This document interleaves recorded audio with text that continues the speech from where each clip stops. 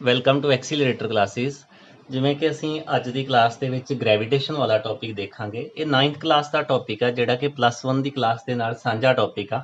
Gravitation ਸਾਡਾ ਜਿਹੜਾ chapter ਆ, ਇਹ ਬ੍ਰਹਿਮੰਡ ਦੇ ਨਾਲ ਜੁੜਿਆ ਹੋਇਆ ਵਾ। ਇਹਦੇ ਵਿੱਚ ਆਪਾਂ ਦੇਖਾਂਗੇ ਕਿ ਚੰਨ, ਤਾਰੇ, ਇਹ ਪ੍ਰਿਥਵੀ, ਇਹ ਸੂਰਜ ਜਿਹੜਾ ਵਾ, ਇਹ ਆਪਸ ਦੇ ਵਿੱਚ ਕਿਵੇਂ ਇੰਟਰਲਿੰਕ ਆ, ਕਿਵੇਂ ਆਪਸ ਦੇ ਵਿੱਚ ਜੁੜੇ ਹੋਏ ਆ। ਸੋ ਅਸੀਂ ਸ਼ੁਰੂ ਕਰਦੇ ਹਾਂ ਗ੍ਰੈਵੀਟੇਸ਼ਨ ਸ਼ੁਰੂ ਕਰਨ ਤੋਂ ਪਹਿਲਾਂ ਸਾਡੇ ਕੋਲੋਂ ਇਹਦੇ ਵਿੱਚ ਬਹੁਤ ਸਾਰੀਆਂ ਜਿਹੜੀਆਂ ਸਟੋਰੀਜ਼ ਆ, ਕਹਾਣੀਆਂ ਵਾ, ਜਿਹਦੇ ਵਿੱਚ ਵੱਖ-ਵੱਖ ਸਾਇੰਟਿਸਟਾਂ ਨੇ ਵੱਖ-ਵੱਖ ਸਮੇਂ ਦੇ ਵਿੱਚ ਇਹ ਗੱਲ ਕਹੀ ਆ ਕਿ ਕੋਈ ਕਹਿੰਦਾ ਸੀ ਕਿ ਧਰਤੀ ਦੇ ਦੁਆਲੇ ਸਾਰਾ ਜਿਹੜਾ ਸੂਰਜ ਆ ਜਾਂ ਬ੍ਰਹਿਮੰਡ ਆ ਘੁੰਮਦਾ ਵਾ। ਕੋਈ ਕਹਿੰਦਾ ਸੀ ਕਿ ਧਰਤੀ ਦੇ ਦੁਆਲੇ ਸਾਰਾ ਬ੍ਰਹਿਮੰਡ ਘੁੰਮਦਾ ਵਾ, ਤੇ ਕੋਈ ਕਹਿੰਦਾ ਸੀ ਕਿ ਇਹ ਜਿਹੜਾ ਸਾਰਾ ਬ੍ਰਹਿਮੰਡ ਆ ਇਹ ਸੂਰਜ ਦੇ ਦੁਆਲੇ ਘੁੰਮਦਾ ਵਾ। ਪਰ ਥਾਈਕੋ ਬਰਾ ਸਾਡੇ ਕੋਲੋਂ ਇੱਕ ਨਾਮ ਆਉਂਦਾ ਵਾ 1578 ਦੇ ਵਿੱਚ। ਥਾਈਕੋ ਬਰਾ ਨੇ ਇਹ ਗੱਲ ਕਹੀ ਸੀ, ਉਹਦੀ ਬਹੁਤ ਹੀ ਕਲੋਜ਼ ਆਬਜ਼ਰਵੇਸ਼ਨ ਸੀ, ਜਿਹਦੇ ਵਿੱਚ ਉਹਨੇ ਇਹ ਗੱਲ ਕਹੀ ਸੀ ਕਿ ਜਿਹੜਾ ਸੂਰਜ ਦੇ ਦੁਆਲੇ ਇਹ ਸਾਰਾ ਬ੍ਰਹਿਮੰਡ ਘੁੰਮਦਾ ਵਾ। ਬਾਅਦ ਵਿੱਚ ਉਹਦੇ ਪਿਊਪਿਲ, ਮਤਲਬ ਉਹਦੇ ਚੇਲਾ, ਇੱਕ ਕੈਪਲਰ ਸਾਇੰਟਿਸਟ ਆਉਂਦਾ ਸਾਡੇ ਕੋਲੋਂ। ਮੈਂ ਸਿਰਫ ਥੋੜਾ ਜਿਹਾ ਬਰੀਫ ਦੇ ਵਿੱਚ ਹੀ ਗੱਲ ਕਰਦਾ ਪਿਆ ਵਾਂ ਕਿ ਬਾਅਦ ਵਿੱਚ ਕੈਪਲਰ ਆਉਂਦਾ। ਕੈਪਲਰ ਨੇ ਵੀ ਇਹ ਆਬਜ਼ਰਵੇਸ਼ਨ ਨੋਟ ਕੀਤੀ ਆ ਕਿ ਜਿਹੜਾ ਸਨ ਵਾ ਉਹ ਕੀ ਆ, ਸੈਂਟਰ ਦੇ ਵਿੱਚ ਵਾ, ਤੇ ਬਾਕੀ ਸਾਰਾ ਬ੍ਰਹਿਮੰਡ ਕੀ ਆ, ਇਹਦੇ ਆਲੇ ਦੁਆਲੇ ਘੁੰਮਦਾ ਵਾ। ਪਰ ਇਹਦੇ ਤੋਂ ਪਹਿਲਾਂ ਕਈ ਇਦਾਂ ਦੇ ਵਿਸ਼ਵਾਸ ਵੀ ਸੀ ਕਿ ਧਰਤੀ ਸੈਂਟਰ ਦੇ ਵਿੱਚ ਆ ਤੇ ਸੂਰਜ, ਚੰਨ, ਤਾਰੇ ਜਿੰਨੇ ਵੀ ਆ ਉਹ ਇਸ ਧਰਤੀ ਦੇ ਆਲੇ ਦੁਆਲੇ ਘੁੰਮਦੇ ਆ। ਸੋ ਇਹ ਬਹੁਤ ਲੰਮਾ ਚੌੜਾ ਵਿਸ਼ਾ ਵਾ। ਬਹੁਤ ਸਮੇਂ ਦੇ ਵਿੱਚ, ਮਤਲਬ 250-300 ਸਾਲ ਦੇ ਬਾਅਦ ਇੱਕ ਥਿਊਰੀ ਵਿਕਸਿਤ ਹੋਈ ਆ, ਜਿਹਦੇ ਵਿੱਚ ਅਸੀਂ ਇਹ ਗੱਲ ਬਾਅਦ ਵਿੱਚ ਮੰਨੀ ਆ, ਪ੍ਰੈਕਟੀਕਲੀ ਮੰਨੀ ਆ, ਕਿ ਸੂਰਜ ਹੀ ਸੈਂਟਰ ਆ ਤੇ ਸੂਰਜ ਦੇ ਆਲੇ ਦੁਆਲੇ ਜਿਹੜਾ ਸਾਰਾ ਬ੍ਰਹਿਮੰਡ ਘੁੰਮਦਾ ਵਾ। ਹੁਣ ਜਿਵੇਂ ਕਿ ਅਸੀਂ ਨਿਊਟਨ ਦਾ ਨਾਮ ਸੁਣਦੇ ਆ, ਨਿਊਟਨ ਦੀ ਜਿਹੜੀ ਅਸੀਂ ਵਰਕ ਆ ਜਿਹੜਾ ਉਹਦਾ ਅਸੀਂ ਪੜ੍ਹ ਚੁੱਕੇ ਆ। ਨਿਊਟਨ, ਜਿਵੇਂ ਅਸੀਂ ਪੜ੍ਹਿਆ ਹੋਇਆ ਕਿ ਨਿਊਟਨ ਇੱਕ ਸੇਬ ਦੇ ਰੁੱਖ ਥੱਲੇ ਬੈਠਾ ਸੀ ਤੇ ਉਹ ਸੇਬ ਨੀਚੇ ਡਿੱਗਿਆ, ਤੇ ਨਿਊਟਨ ਨੇ ਨੋਟ ਕੀਤਾ ਵੀ ਇਹ ਜਿਹੜਾ ਸੇਬ ਆ ਇਹ ਨੀਚੇ ਹੀ ਕਿਉਂ ਡਿੱਗਿਆ, ਇਹ ਉੱਪਰ ਕਿਉਂ ਨਹੀਂ ਡਿੱਗਿਆ। ਉਹਨੇ ਇੱਥੋਂ ਇੱਕ ਗੱਲ ਦਾ ਅੰਦਾਜ਼ਾ ਲਾਇਆ ਕਿ ਧਰਤੀ ਕੀ ਆ, ਖਿੱਚਦੀ ਆ, ਮਤਲਬ ਧਰਤੀ ਆਪਣੇ ਉੱਪਰ ਜਿਹੜੀਆਂ ਚੀਜ਼ਾਂ ਵਾ ਉਹਨੂੰ ਕੀ ਆ, ਆਪਣੇ ਵੱਲ ਖਿੱਚਦੀ ਆ। ਤੇ ਇਸੇ ਚੀਜ਼ ਤੋਂ ਉਹਨੇ ਇੱਕ ਲਾ ਨੂੰ ਡਿਵੈਲਪ ਕੀਤਾ, ਇੱਕ ਨਿਯਮ ਬਣਾਇਆ, ਜਿਹਨੂੰ ਅਸੀਂ ਕੀ ਬੋਲਦੇ ਹਾਂ, ਨਿਊਟਨਸ ਲਾ ਆਫ ਗ੍ਰੈਵੀਟੇਸ਼ਨ। ਹੁਣ ਦੇਖੋ, ਅਰਥ ਨੇ ਕੀ ਕੀਤਾ ਸੀ, ਸੇਬ ਨੂੰ ਆਪਣੇ ਵੱਲ ਅਟਰੈਕਟ ਕੀਤਾ ਸੀ। ਸੋ ਜਿਵੇਂ ਸਮੁੰਦਰ ਦੇ ਵਿੱਚ ਕੀ ਆ, ਲਹਿਰਾਂ ਪੈਦਾ ਹੁੰਦੀਆਂ ਵਾ, ਸਾਨੂੰ ਪਤਾ ਵਾ ਕਿ ਉਹਦੇ ਵਿੱਚ ਲਹਿਰਾਂ ਪੈਦਾ ਹੁੰਦੀਆਂ ਵਾ, ਤੇ ਅਸੀਂ ਕੀ ਕਹਿੰਦੇ ਆ ਕਿ ਮੂਨ ਕੀ ਕਰਦਾ ਵਾ, ਉਹਨੂੰ ਆਪਣੇ ਵੱਲ ਖਿੱਚਦਾ ਵਾ, ਮੂਨਸ ਉੱਪਰ ਨੂੰ ਲੈ ਕੇ ਜਾਂਦਾ ਵਾ। ਸੋ ਇਦਾਂ ਦੀਆਂ ਬਹੁਤ ਸਾਰੀਆਂ ਇਹਦੇ ਵਿੱਚ ਥਿਊਰੀਆਂ ਵਾ। ਅਸੀਂ ਗੱਲ ਸ਼ੁਰੂ ਕਰਦੇ ਹਾਂ ਆਪਣੇ ਇਸ ਚੈਪਟਰ ਦੀ। ਸਭ ਤੋਂ ਪਹਿਲਾਂ ਸਾਡੇ ਕੋਲੋਂ ਵਾ ਨਿਊਟਨ ਲਾ। ਅਸੀਂ ਪਹਿਲਾਂ ਕਿਹੜੇ ਨਿਊਟਨ ਲਾ ਪੜ੍ਹਿਆ, ਮੋਸ਼ਨ ਦੇ। ਹੁਣ ਵਾ ਨਿਊਟਨ ਲਾ ਆਫ ਗ੍ਰੈਵੀਟੇਸ਼ਨ। ਸਾਡੇ ਕੋਲੋਂ ਪਹਿਲਾ ਨਿਯਮ ਆ ਨਿਊਟਨ ਲਾ ਆਫ ਗ੍ਰੈਵੀਟੇਸ਼ਨ। ਸਾਡਾ ਮਕਸਦ ਆ ਕਿ ਸਾਨੂੰ ਇਹ ਪਤਾ ਲੱਗੇ ਕਿ ਨਿਊਟਨ ਲਾ ਆਫ ਗ੍ਰੈਵੀਟੇਸ਼ਨ ਕੀ ਕਹਿੰਦਾ। ਦੇਖੋ, ਨਿਊਟਨ ਨੇ ਕਿਹਾ ਕਿ ਮੰਨ ਲਓ ਇੱਥੇ ਇੱਕ ਬੋਡੀ ਆ ਤੇ ਇੱਧਰ ਵੀ ਇੱਕ ਬੋਡੀ ਆ, ਇਹਦਾ ਮਾਸ m1, ਇਹਦਾ ਮਾਸ m2। ਹੁਣ ਦੇਖੋ, ਇਹ ਦੋ ਬੋਡੀਜ਼ ਆ। ਨਿਊਟਨ ਲਾ ਆਫ ਗ੍ਰੈਵੀਟੇਸ਼ਨ ਉਦੋਂ ਲੱਗਣਾ ਵਾ ਜਦੋਂ ਦੋ ਬੋਡੀਜ਼ ਕੋਲ ਮਾਸ ਆ। ਜੇਕਰ ਮਾਸ ਨਹੀਂ ਹੈਗਾ ਬੋਡੀਜ਼ ਦਾ, ਪਹਿਲੀ ਗੱਲ ਤੇ ਜੇਕਰ ਮਾਸ ਨਹੀਂ ਹੈਗਾ ਤੇ ਬੋਡੀ ਨਹੀਂ ਹੈਗੀ, ਕਿਉਂਕਿ ਮਾਸ ਤੋਂ ਬਿਨਾਂ ਤੇ ਬੋਡੀ ਬਣਨੀ ਨਹੀਂ। ਅਸੀਂ ਕਹਿ ਰਹੇ ਹਾਂ ਕਿ ਮੰਨ ਲਓ ਇਹ ਦੋ ਬੋਡੀਜ਼ ਆ, ਇੱਕ ਬੋਡੀ ਦਾ ਮਾਸ ਕੀ ਆ, m1 ਆ, ਦੂਸਰੀ ਬੋਡੀ ਦਾ ਮਾਸ m2 ਆ। ਨਿਊਟਨ ਨੇ ਕਿਹਾ ਕਿ ਇਹਨਾਂ ਦੋਵਾਂ ਦੇ ਵਿੱਚ ਇੱਕ ਫੋਰਸ ਲੱਗਣ ਡਈ ਆ। ਇਹ ਜਿਹੜੀ ਫੋਰਸ ਆ ਨਾ, ਇਹ ਕਿਹਦੇ ਤੇ ਡਿਪੈਂਡ ਕਰਦੀ ਆ, ਦੋਵਾਂ ਦੀ ਪ੍ਰੋਡਕਟ ਤੇ, m1 ਤੇ m2 ਦੋਵਾਂ ਦੀ ਗੁਣਾ ਕਰੋ। ਮੰਨ ਲਓ ਜਿਵੇਂ ਮੈਂ ਕਹਿ ਰਿਹਾ ਵਾਂ ਕਿ ਤੁਸੀਂ ਇੱਥੇ ਬੈਠੇ ਜੋ, ਤੁਹਾਡਾ ਮਾਸ ਹੈਗਾ ਵਾ 40 kg। ਤੁਹਾਡਾ ਇੱਕ ਫਰੈਂਡ ਇੱਥੇ ਬੈਠਾ ਹੋਇਆ ਵਾ, ਉਹਦਾ ਮਾਸ ਹੈਗਾ ਵਾ 50 kg। ਨਿਊਟਨ ਨੇ ਕਿਹਾ ਵਾ ਕਿ ਜਿਹੜੀ ਵੀ ਬੋਡੀ ਆ ਉਹਦਾ ਮਾਸ ਹੈਗਾ, ਹੁਣ ਭਾਵੇਂ ਅਸੀਂ ਮਨੁੱਖ ਵਾਂ, ਭਾਵੇਂ ਸਾਡੇ ਬੈਗ ਆ, ਭਾਵੇਂ ਸਾਡੇ ਪੈਨ ਵਾ, ਇਹਨਾਂ ਸਾਰਿਆਂ ਦਾ ਮਾਸ ਹੈਗਾ। ਜੇਕਰ ਮੈਂ ਹੁਣ ਪੈਨ ਹੱਥ ਦੇ ਵਿੱਚ ਫੜਿਆ ਵਾ, ਇਸ ਪੈਨ ਤੇ ਮੇਰੇ ਵਿੱਚ ਵੀ ਇੱਕ ਫੋਰਸ ਲੱਗਣ ਡਈ ਆ, ਇਸ ਪੈਨ ਤੇ ਇਸ ਕਾਪੀ ਦੇ ਵਿੱਚ ਵੀ ਇੱਕ ਫੋਰਸ ਲੱਗਣ ਡਈ ਆ, ਕਿਉਂਕਿ ਦੋਵਾਂ ਦਾ ਮਾਸ ਆ। ਮਤਲਬ ਇਹ ਜਿਹੜੀ ਫੋਰਸ ਵਾ ਨਾ, ਇਹ ਹਰੇਕ ਉਸ ਬੋਡੀ ਦੇ ਵਿੱਚ ਲੱਗਣੀ ਆ ਜਿਨ੍ਹਾਂ ਦਾ ਮਾਸ ਹੈਗਾ। ਹੁਣ ਤੁਸੀਂ ਕਲਾਸ ਦੇ ਵਿੱਚ ਬੈਠੇ ਜੋ, ਕਲਾਸ ਦੇ ਵਿੱਚ ਬੈਠੇ ਬੈਠੇ ਤੁਸੀਂ ਇਸ ਸਾਰੇ ਬ੍ਰਹਿਮੰਡ ਤੇ ਫੋਰਸ ਲਾ ਰਹੇ ਜੋ। ਤੁਹਾਡੀ ਇੱਕ ਪੇਅਰ ਬਣਿਆ ਹੋਇਆ ਵਾ ਬ੍ਰਹਿਮੰਡ ਦੇ ਨਾਲ। ਮਤਲਬ ਜਿਹੜਾ ਕੋਈ ਅਮਰੀਕਾ ਬੰਦਾ ਵਾ, ਉਹਦੇ ਤੇ ਤੁਹਾਡੇ ਵਿੱਚ ਵੀ ਇੱਕ ਫੋਰਸ ਲੱਗਦੀ ਪਈ ਆ। ਇੱਕ ਜੇ ਕਿਤੇ ਪੱਥਰ ਵੀ ਪਿਆ ਨਾ, ਇੱਕ ਛੋਟਾ ਜਿਹਾ ਸਟੋਨ ਵੀ ਪਿਆ ਵਾ ਤੇ ਉਹ ਵੀ ਤੁਹਾਡੇ ਤੇ ਫੋਰਸ ਲਾ ਰਿਹਾ, ਤੁਸੀਂ ਉਹਦੇ ਤੇ ਲਾ ਰਹੇ ਜੋ। ਹੁਣ ਆਪਾਂ ਇਸ ਐਗਜ਼ਾਮਪਲ ਤੋਂ ਸਮਝਦੇ ਹਾਂ ਕਿ ਇੱਕ ਤੁਸੀਂ 40 kg ਦੇ ਜੋ, ਇੱਕ 50 kg ਦਾ। ਹੁਣ ਤੁਹਾਡੇ ਵਿੱਚ ਦੂਰੀ ਹੈਗੀ ਆ ਮੰਨ ਲਓ 2 ਮੀਟਰ। ਕਹਿੰਦਾ ਜਿਹੜੀ ਤੁਹਾਡੇ ਵਿੱਚ ਫੋਰਸ ਲੱਗਦੀ ਪਈ ਆ ਇਹਨੂੰ ਕੈਲਕੂਲੇਟ ਕਿਵੇਂ ਕਰਾਂਗੇ। ਕਹਿੰਦਾ ਕੈਲਕੂਲੇਟ ਕਿਵੇਂ ਕਰਾਂਗੇ, ਤੁਸੀਂ ਕੀ ਕਰੋ, ਇਹ ਫੋਰਸ ਕਿਹਦੇ ਤੇ ਡਿਪੈਂਡ ਕਰਨੀ ਆ ਪ੍ਰਪੋਰਸ਼ਨਲ ਦਾ ਸਾਈਨ ਆ। ਹੁਣ 40 ਨੂੰ 50 ਨਾਲ ਗੁਣਾ ਕਰਾਂਗੇ ਤੇ ਸਾਨੂੰ ਪਤਾ ਕਿੰਨਾ ਆਉਣਾ, 2000 ਆਉਣਾ, 2000। ਹੁਣ ਇਹਨਾਂ ਦੋਵਾਂ ਦੀ ਗੁਣਾ ਜਿੰਨੀ ਵੱਡੀ ਹੋਊਗੀ ਉਨੀ ਜ਼ਿਆਦਾ ਫੋਰਸ ਹੋਊਗੀ। ਮੇਰੇ ਕਹਿਣ ਦਾ ਮਤਲਬ ਆ ਕਿ ਜੇਕਰ ਮੰਨ ਲਓ ਦੋ ਬੱਚੇ ਇੱਥੇ ਬੈਠੇ ਹੋਏ ਆ, ਇਹਦਾ ਮਾਸ 10 ਕਿਲੋ ਆ, ਇਹਦਾ ਮਾਸ 5 ਕਿਲੋ ਆ। ਹੁਣ ਫੋਰਸ ਕਿੰਨੀ ਆ, 10 ਤੇ 5 ਆ 50, 50। ਮਤਲਬ ਜਿੰਨਾ ਜ਼ਿਆਦਾ ਮਾਸ ਦੀ ਗੁਣਾ ਹੋਏਗੀ ਉਨਾ ਜ਼ਿਆਦਾ ਫੋਰਸ ਲੱਗੇਗੀ। ਇੱਥੇ ਕੀ ਆ, ਮਾਸ ਦੀ ਜਿਹੜੀ ਗੁਣਾ ਵਾ ਉਹ ਇਹਦੇ ਮੁਕਾਬਲੇ ਜ਼ਿਆਦਾ ਵਾ। ਤੇ ਜੇਕਰ ਮੈਂ ਇਹ ਕਹਾਂ ਕਿ ਇਹ ਸਨ ਵਾ, ਇੱਥੇ ਕੀ ਆ, ਸਨ ਵਾ, ਤੇ ਇੱਥੇ ਅਰਥ ਵਾ, ਇਹਨਾਂ ਦੋਵਾਂ ਦੇ ਵਿੱਚ ਵੀ ਫੋਰਸ ਲੱਗਦੀ ਪਈ ਆ। ਹੁਣ ਇਹਨਾਂ ਦਾ ਮਾਸ ਬਹੁਤ ਜ਼ਿਆਦਾ, ਤੇ ਜੇ ਮਾਸ ਬਹੁਤ ਜ਼ਿਆਦਾ ਤੇ ਇਹਨਾਂ ਦੇ ਵਿੱਚ ਫੋਰਸ ਵੀ ਜ਼ਿਆਦਾ ਲੱਗਦੀ ਆ। ਸੋ ਨਿਊਟਨ ਨੇ ਪਹਿਲੀ ਗੱਲ ਕਹੀ ਆ ਕਿ ਦੋ ਬਾਡੀਜ਼ ਦੇ ਵਿੱਚ ਅਟਰੈਕਟਿਵ ਫੋਰਸ ਲੱਗਦੀ ਆ, ਮਤਲਬ ਇਹ ਰਿਪਲਸਿਵ ਫੋਰਸ ਨਹੀਂ ਹੁੰਦੀ, ਮਤਲਬ ਇਹ ਕੀ ਆ, ਇੱਕ ਦੂਜੇ ਨੂੰ ਖਿੱਚਦੀ ਆ। ਇਹ ਜਿਹੜੀ ਫੋਰਸ ਆ ਇਹ ਕਿਤੇ ਡਿਪੈਂਡ ਕਰਦੀ ਆ ਦੋਵਾਂ ਮਾਸਿਸ ਦੇ ਪ੍ਰੋਡਕਟ ਦੇ ਉੱਪਰ। ਤੇ ਦੂਸਰਾ ਨੇ ਕਿਹਾ ਕਿ ਇਹ ਫੋਰਸ ਕਿਤੇ ਡਿਪੈਂਡ ਕਰਦੀ ਆ ਇਹਨਾਂ ਦੇ ਵਿੱਚ ਦੂਰੀ ਤੇ, ਮਤਲਬ ਆਹ ਦੂਰੀ ਜਿੰਨੀ ਜ਼ਿਆਦਾ ਹੋਊਗੀ ਉਨੀ ਫੋਰਸ ਘਟ ਜਾਣੀ ਆ, ਕਿਉਂਕਿ ਜਿੰਨੀ ਜ਼ਿਆਦਾ ਦੂਰ ਹੋਏ ਉਨੀ ਫੋਰਸ ਘਟ ਜਾਣੀ ਆ। ਤੇ ਇਹਨੂੰ ਆਪਾਂ ਇਦਾਂ ਲਿਖਦੇ ਆ, ਪਹਿਲੇ ਨੂੰ ਆਪਾਂ ਕੀ ਬੋਲਣਾ ਵਾ, ਇਸ ਇਕੁਏਸ਼ਨ ਨੂੰ ਬੋਲਣਾ ਵਾ ਫੋਰਸ ਡਾਇਰੈਕਟਲੀ ਪ੍ਰਪੋਰਸ਼ਨਲ। ਡਾਇਰੈਕਟਲੀ ਪ੍ਰਪੋਰਸ਼ਨਲ ਦਾ ਮਤਲਬ ਆ ਕਿ ਇੱਧਰ ਵਾਲਾ ਵਧੇਗਾ ਤੇ ਇੱਧਰ ਵਾਲਾ ਵੀ ਵਧੇਗਾ, directly proportional to product of masses, both body ਦੇ ਮਾਸ ਦਾ ਪ੍ਰੋਡਕਟ ਜਿਹੜੀ ਆ। ਇਸ ਲਾਈਨ ਨੂੰ ਕੀ ਬੋਲਣਾ ਵਾ, ਫੋਰਸ ਇਜ਼ ਇਨਵਰਸਲੀ ਪ੍ਰਪੋਰਸ਼ਨਲ। 1/, ਹੋਵੇ ਨਾ ਥੱਲੇ, ਮਤਲਬ ਕੁਆਂਟਿਟੀ ਥੱਲੇ ਆ, ਉੱਪਰ 1/। ਵਾ। Force is inversely proportional to distance between them। ਆ ਜਿਹੜੀ ਆਰ ਕੀ ਆ, ਇਹਨਾਂ ਦੋਵਾਂ ਬਾਡੀਜ਼ ਦੇ ਵਿੱਚ ਜਿਹੜੀ ਡਿਸਟੈਂਸ ਆ ਉਹਨੂੰ ਆਪਾਂ ਆਰ ਕਿਹਾ ਵਾ, ਇਹਦਾ ਸਕੁਅਰ। ਹੁਣ ਇਹਨਾਂ ਦੋਵਾਂ ਇਕੁਏਸ਼ਨਸ ਨੂੰ ਆਪਾਂ ਇਕੱਠਾ ਕਰਨਾ ਵਾ, ਕਿਉਂਕਿ ਆ ਜਿਹੜਾ ਪ੍ਰਪੋਰਸ਼ਨਲ ਦਾ ਸਾਈਨ ਆ ਇਹਨੂੰ ਅਸੀਂ ਮੈਥਮੈਟਿਕਲੀ ਨਹੀਂ ਵਰਤਦੇ। ਅਸੀਂ ਇਹਨੂੰ ਕਿੱਦਾਂ ਇਕੱਠੇ ਕਰਾਂਗੇ, ਫਰੋਮ 1 and 2। 1 and 2 ਆਪਾਂ ਦੋਵਾਂ ਇਕੁਏਸ਼ਨ ਨੂੰ ਇਕੱਠਾ ਕਰਕੇ ਲਿਖ ਲੈਣ ਲੱਗੇ ਆ, m1 m2 upon r square. ਮਤਲਬ ਜਿਹੜੀ ਰਕਮ ਉੱਪਰ ਸੀ ਉਹਨੂੰ ਉੱਪਰ ਲਿਖ ਲਿਆ, ਜਿਹੜੀ ਰਕਮ ਨੀਚੇ ਸੀ ਉਹਨੂੰ ਆਪਾਂ ਕੀ ਆ, ਨੀਚੇ ਲਿਖ ਲਿਆ। ਸੋ ਸਾਡੇ ਕੋਲੋਂ ਇਹ ਇੱਕ ਨਿਯਮ ਬਣਿਆ। ਮੈਂ ਇਹਨੂੰ ਅਗਲੇ ਪੇਜ ਤੇ ਲਿਖਦਾ, ਇਹਦੀ ਥੋੜਾ ਜਿਹਾ ਆਪਾਂ ਹੋਰ ਇਹਦੀ ਪੜ੍ਹਾਈ ਕਰਦੇ ਆ। ਸਾਡੇ ਕੋਲੋਂ ਨਿਯਮ ਬਣਿਆ ਕਿ m1 m2 upon r square. ਹੁਣ ਦੇਖੋ ਆ ਜਿਹੜਾ ਪ੍ਰਪੋਰਸ਼ਨਲ ਦਾ ਸਾਈਨ ਆ, ਆਪਾਂ ਇਹਨੂੰ ਕੀ ਆ, ਹਟਾਉਣਾ ਵਾ। ਇਸ ਪ੍ਰਪੋਰਸ਼ਨਲ ਦੇ ਸਾਈਨ ਨੂੰ ਹਟਾ ਕੇ ਆਪਾਂ ਕੀ ਲਾਉਣਾ ਵਾ, ਬਰਾਬਰ ਦਾ ਸਾਈਨ ਲਾਉਣਾ ਵਾ। ਤੇ ਆਪਾਂ ਇਹ ਜਿਹੜਾ ਪ੍ਰਪੋਰਸ਼ਨਲ ਹਟਾ ਕੇ ਇੱਥੇ ਲਗਾ ਦਿੰਦੇ ਆ ਜੀ। ਹੁਣ ਨਿਊਟਨ ਦੇ ਮਨ 'ਚ ਜੀ ਆਇਆ, ਉਹਨੇ ਜੀ ਲਗਾਤਾ, ਕੇ ਵੀ ਲਗਾ ਸਕਦਾ ਸੀ, ਐਮ ਵੀ, ਜੋ ਮਰਜ਼ੀ ਲਗਾ ਸਕਦਾ ਸੀ, ਉਹਨੇ ਇੱਥੇ ਜੀ ਯੂਜ਼ ਕੀਤਾ।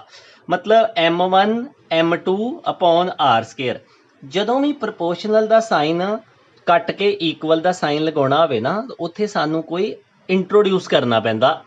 ਤੇ ਇਹ ਜਿਹੜਾ ਇੰਟਰੋਡਿਊਸ ਕਰਨਾ ਪੈਂਦਾ ਇਹਨੂੰ ਕੀ ਬੋਲਦੇ ਆ, ਇਹਨੂੰ ਬੋਲਦੇ ਆ ਕਾਂਸਟੈਂਟ ਆਫ ਪ੍ਰੋਪੋਰਸ਼ਨੈਲਿਟੀ।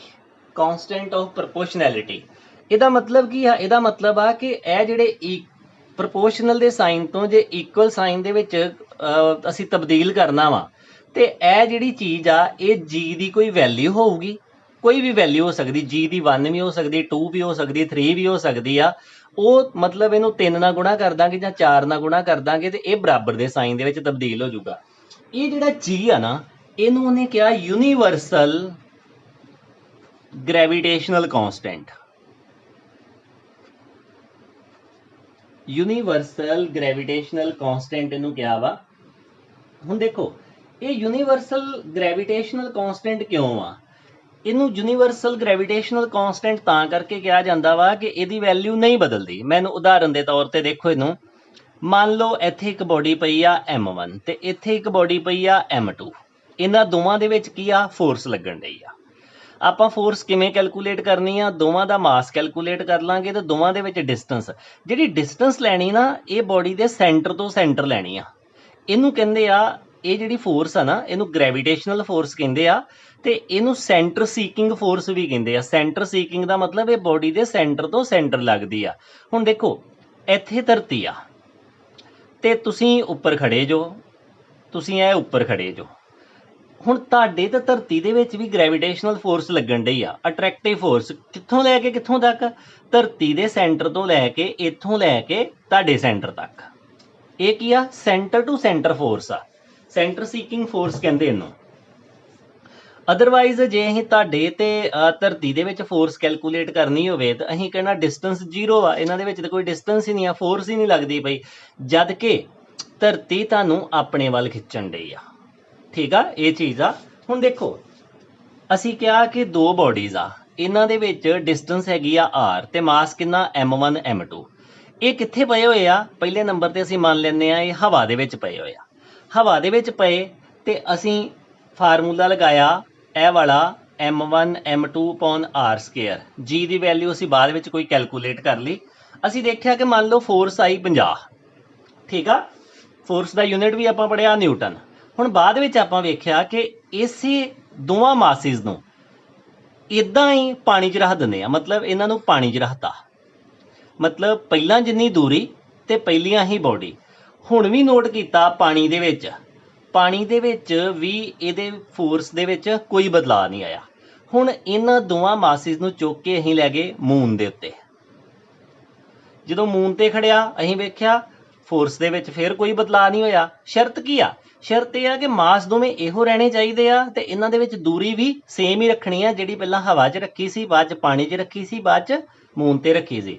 ਇਹਦਾ ਮਤਲਬ ਆ ਕਿ ਦੋ ਬਾਡੀਜ਼ ਦੇ ਵਿੱਚ ਸੇਮ ਡਿਸਟੈਂਸ ਰਵੇ ਤੇ ਉਹ ਫੋਰਸ ਜਿਹੜੀ ਆ ਹਰ ਕਿਤੇ ਸੇਮ ਆ, ਭਾਵੇਂ ਉਹ ਪਾਣੀ 'ਚ ਲੈ ਜਾਓ, ਭਾਵੇਂ ਉਹ ਤੁਸੀਂ ਕਿਸੇ ਹੋਰ ਗ੍ਰਹਿ ਤੇ ਲੈ ਜਾਓ।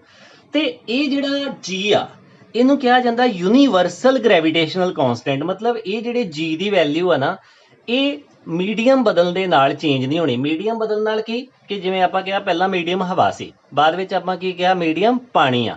ਫਿਰ ਤੀਸਰੇ ਨੰਬਰ ਤੇ ਆਪਾਂ ਕਿਹਾ ਕਿ ਮੀਡੀਅਮ ਮੂਨ ਆ। ਹੁਣ ਦੇਖੋ ਮੂਨ ਦੇ ਉੱਪਰ ਕਿੱਦਾਂ ਦਾ ਮੀਡੀਅਮ ਆ, ਕਿੱਦਾਂ ਦਾ ਜਿਹੜਾ ਮਾਧਿਅਮ ਆ, ਮਤਲਬ ਉੱਥੇ ਵਾਤਾਵਰਨ ਕਿਹੋ ਜਿਹਾ ਵਾ, ਇਹ ਸਾਨੂੰ ਅਜੇ ਨਹੀਂ ਪਤਾ ਇਸ ਕਲਾਸ ਦੇ ਵਿੱਚ। ਤੇ ਸਾਡੇ ਕੋਲੋਂ ਨਿਯਮ ਬਣਿਆ F = G m1 m2 upon r square.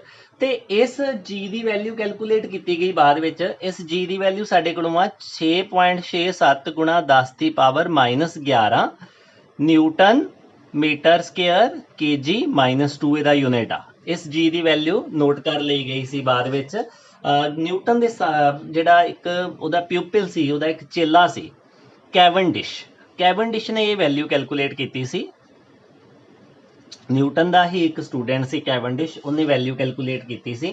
Newton ਸਾਰੀ ਜ਼ਿੰਦਗੀ ਇਹਦੀ ਵੈਲਿਊ ਕੈਲਕੂਲੇਟ ਨਹੀਂ ਸੀ ਕਰ ਸਕਿਆ, ਪਰ ਨਿਊਟਨ ਦੇ ਚੇਲੇ ਨੇ ਇਹਦੀ ਵੈਲਿਊ ਕੈਲਕੂਲੇਟ ਕਰ ਲਈ ਸੀ। ਨਿਊਟਨ ਨੇ ਜਦੋਂ ਇਸ ਦੀ ਵੈਲਿਊ ਕੈਲਕੂਲੇਟ ਹੋਈ ਉਦੋਂ ਤੱਕ ਨਿਊਟਨ ਕੀ ਹੈ, ਇਸ ਦੁਨੀਆ ਨੂੰ ਛੱਡ ਚੁੱਕਾ ਸੀ। ਸੋ ਇਹ ਵੈਲਿਊ ਕੈਲਕੂਲੇਟ ਹੋ ਗਈ।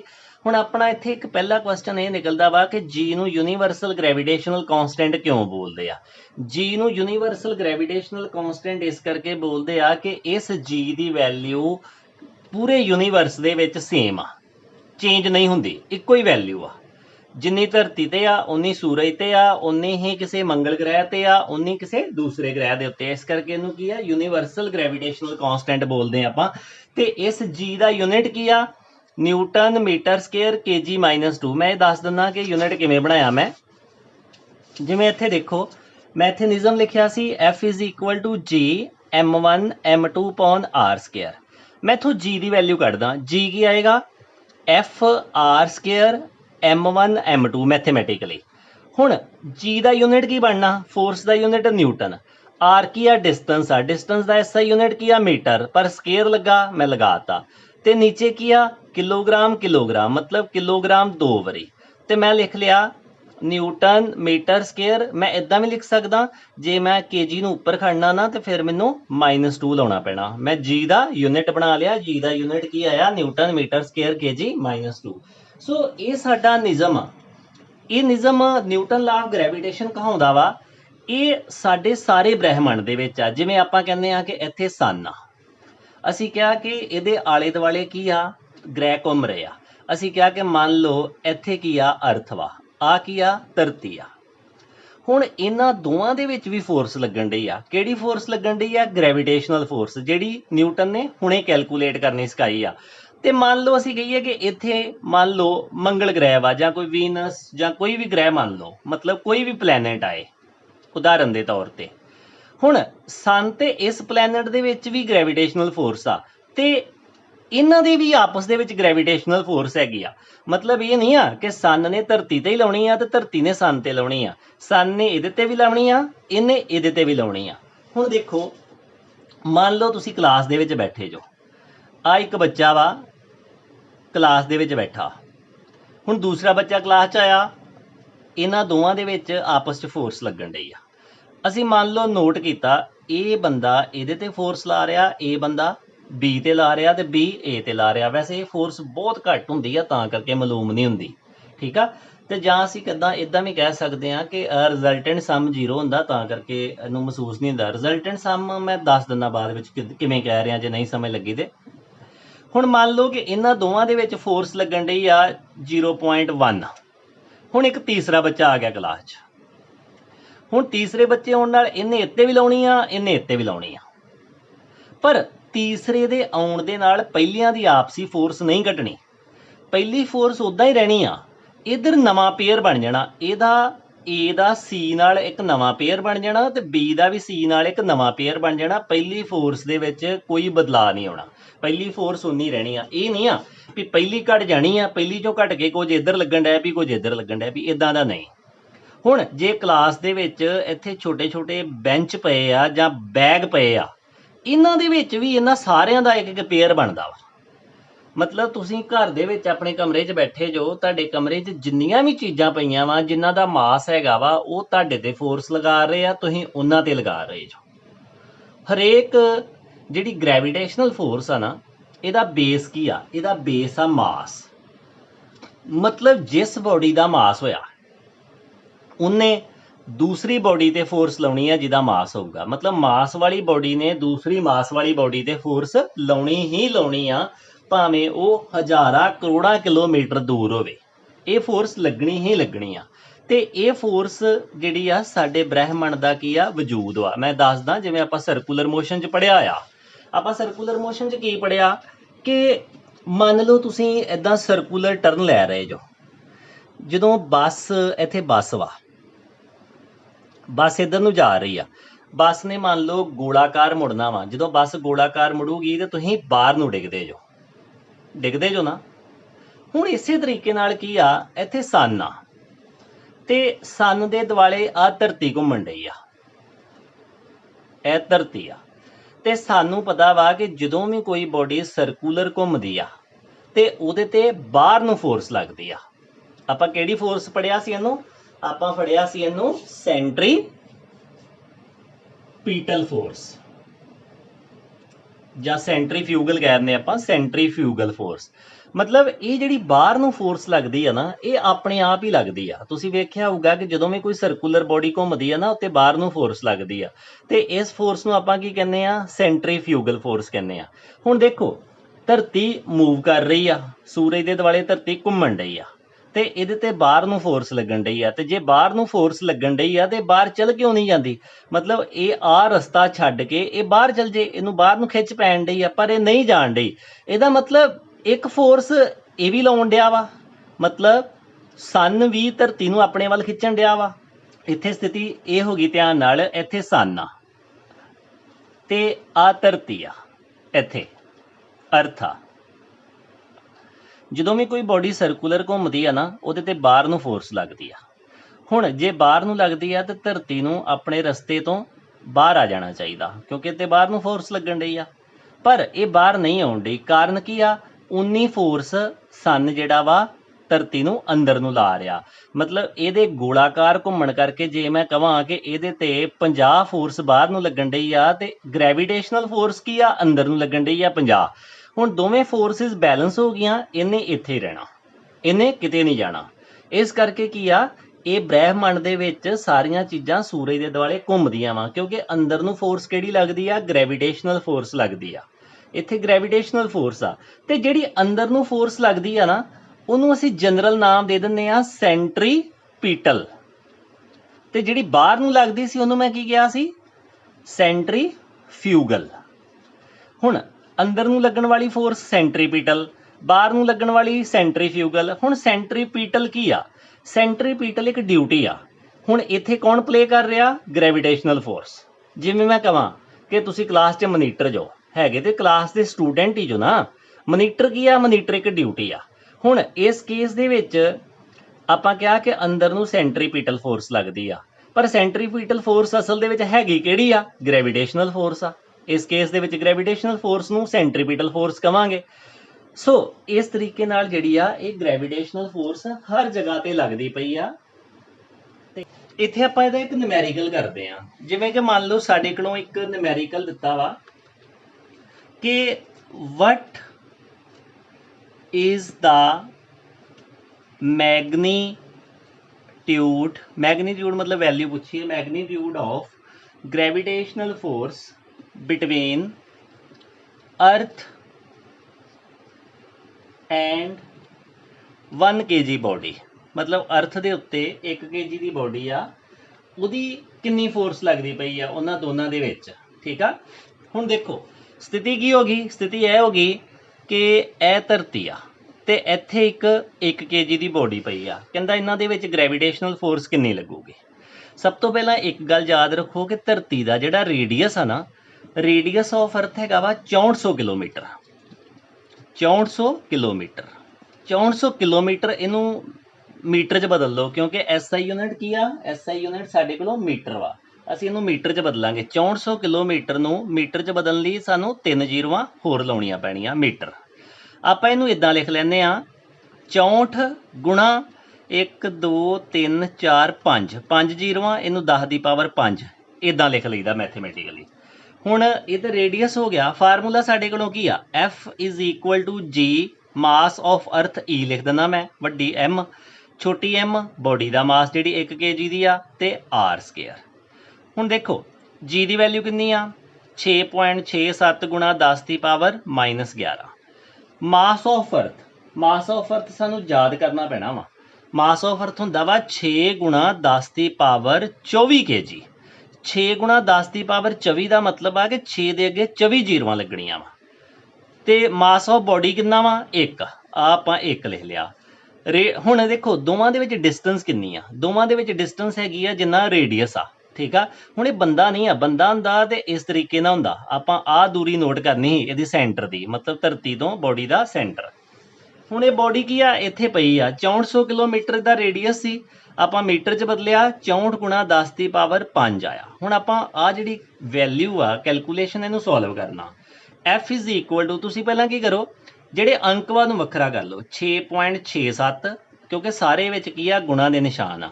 6.67 ਆ 6 ਹੁਣ ਲਿਖ ਲੈਣਾ, ਮਤਲਬ 10 ਵਾਲੇ ਮੈਂ ਸਾਰੇ ਬਾਅਦ 'ਚ ਲਿਖਣ ਲੱਗਾ। 1 ਨੂੰ ਲਿਖੋ ਜਾਂ ਨਾ ਲਿਖੋ ਕੋਈ ਫਰਕ ਨਹੀਂ ਪੈਂਦਾ। ਨੀਚੇ 64। ਹੁਣ ਦੇਖੋ ਪਹਿਲੇ ਨੰਬਰ ਤੇ ਅਸੀਂ 10 ਦੀ ਪਾਵਰ -11, ਦੂਜੇ ਨੰਬਰ ਤੇ 10 ਦੀ ਪਾਵਰ 24, ਤੀਜੇ ਨੰਬਰ ਤੇ ਕੀ ਆ? ਨੀਚੇ 10 ਦੀ ਪਾਵਰ 5 ਵਾ। ਆ ਜਿਹੜੀ 10 ਦੀ ਪਾਵਰ 5 ਆ ਨਾ, ਇਹਨੂੰ ਉੱਪਰ ਲਿਖਣਾ ਹੋਵੇ ਇਹਨੂੰ ਸੋਲਵ ਕਰ ਲਓ ਜਿੰਨਾ ਵੀ ਆਉਂਦਾ ਤੁਹਾਡੇ ਕੋਲੋਂ। 6.67 ਨੂੰ 6 ਨਾਲ ਗੁਣਾ ਕਰਕੇ ਸੋਲਵ ਕਰ ਲਓ। ਠੀਕ ਆ, ਹੁਣ ਦੇਖੋ ਮੰਨ ਲਓ ਇਹਨੂੰ ਸੋਲਵ ਕਰਕੇ ਤੁਹਾਡੇ ਕੋਲੋਂ ਜਵਾਬ ਆ ਗਿਆ A। ਇਹਨੂੰ ਸੋਲਵ ਕਰਕੇ ਮੈਂ ਵੈਸੇ A ਲਿਖ ਲਿਆ। ਇਹਨੂੰ ਸੋਲਵ ਕਿਵੇਂ ਕਰਨਾ? ਇਹਨੂੰ ਮੈਂ ਲਿਖਣ ਲੱਗਾ 10 ਦੀ ਪਾਵਰ ਬੇਸ ਸੇਮ ਆ, ਪਾਵਰਾਂ ਐਡ ਹੋ ਜਾਣੀਆਂ, ਜਮਾ 24। ਇਹ ਨੀਚੇ ਆ, ਇਹ -5। ਇੱਥੇ ਸਕੇਅਰ ਹੋਣਾ ਸੀ, ਸੌਰੀ ਇੱਥੇ ਵੀ ਸਕੇਅਰ ਹੋਣਾ 64 ਦਾ, ਇੱਥੇ ਵੀ ਸਕੇਅਰ ਹੋਣਾ। 10 ਦੀ ਪਾਵਰ 5 ਦਾ ਸਕੇਅਰ 10 ਦੀ ਪਾਵਰ 10 ਬਣਨਾ ਵਾ। ਮੈਂ ਇੱਥੇ ਸਟੈਪ ਵਧਾ ਦਿੰਦਾ। ਇਹਨੂੰ ਸੋਲਵ ਕਰਕੇ ਆਪਾਂ A ਲਿਖ ਲਿਆ, ਅੱਗੇ 10 ਵਾਲੇ ਸੋਲਵ ਕੀਤੇ, 10 ਦੀ ਪਾਵਰ -11 ਜਮਾ 24 ਕਿਉਂਕਿ ਵਿਚਕਾਰ ਗੁਣਾ ਦਾ ਨਿਸ਼ਾਨ ਆ, ਬੇਸ ਸੇਮ ਆ, ਪਾਵਰਾਂ ਐਡ ਹੋ ਜਾਣੀਆਂ।